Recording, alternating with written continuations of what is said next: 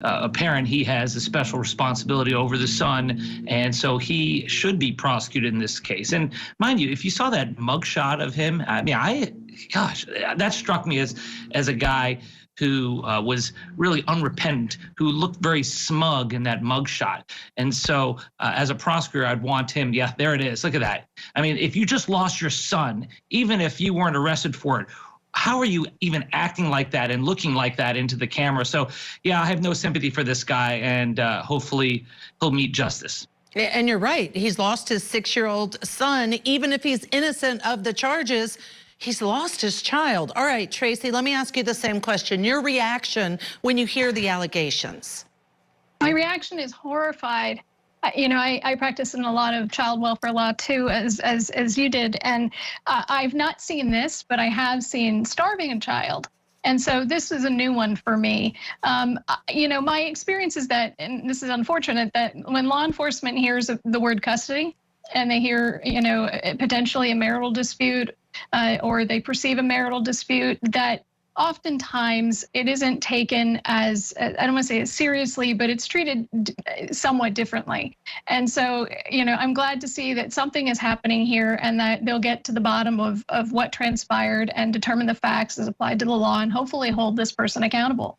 And you're right. I've seen it as well. It often is treated differently if it's, oh, it's just a custody dispute, a custody matter. So do you think, Dave, that's the reason why the mother of this child had to call for justice for almost a year before anything happened? I think you're right. I think Dr. Tracy is right. I think sometimes police are less inclined to get involved. They think it is a custody dispute or a civil matter or something where there's a both sidesism here. But my goodness, when you have a death of a 6-year-old and under these circumstances, especially, it needs to be investigated right away. And yeah, we've heard about these starving cases, but never we've heard a case like this.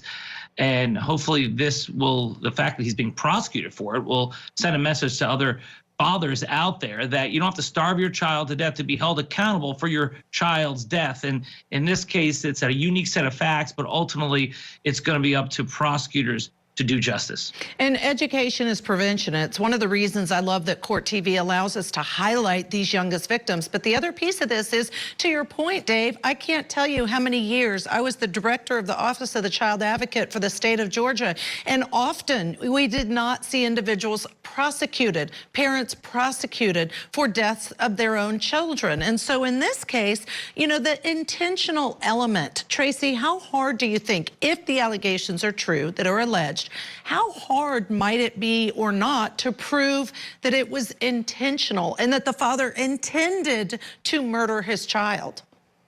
I think that's going to be tough. I think it's probably going to be reckless, you know, lesser included reckless. I think intentionally murdering probably is a stretch, but certainly he behaved in such a way where he knew that the risk that could come from that and proceeded with that anyway.